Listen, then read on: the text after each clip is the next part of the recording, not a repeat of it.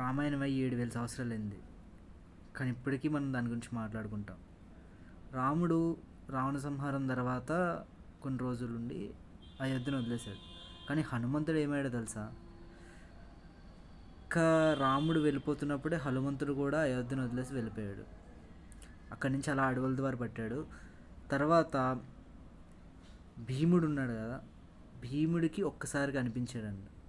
కనిపించి అడ్డు తప్పుకో, నా దారికి అడ్డు రావద్దు అని చెప్పేసి అన్నాడు. సో దానికి హనుమంతుడు, లేదు నేను అడ్డు తప్పుకోలేను, చాలా ముసలివాణ్ణి కదా.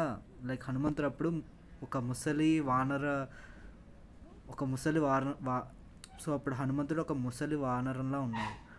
దానికి భీముడిని, నేను లెగలేకపోతున్నాను, నన్ను కొంచెం అలా కొంచెం పక్కకు జరపండి అంటే భీముడు చాలా ట్రై చేశాడు. కానీ హనుమంతుడు తోకను కూడా లేపలేకపోయాడు. అప్పుడు అర్థమైంది దారిలో ఉన్నది హనుమంతుడు అని చెప్పేసి.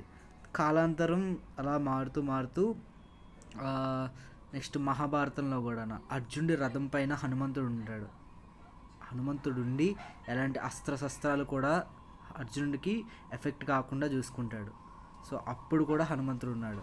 తర్వాత ఇప్పుడు చాలామంది చైనా దేశాల్లో కూడా మీరు అబ్జర్వ్ చేస్తే చైనాలో కూడా హనుమాన్వి బొమ్మలు కానీ స్టాట్యూస్ కానీ ఉంటాయి, చైనా వాటిలో కూడా. సో మేబీ ఇప్పటికి కూడా హనుమంతుడు ఎక్కడో హిమాలయాల్లో ఉండొచ్చు.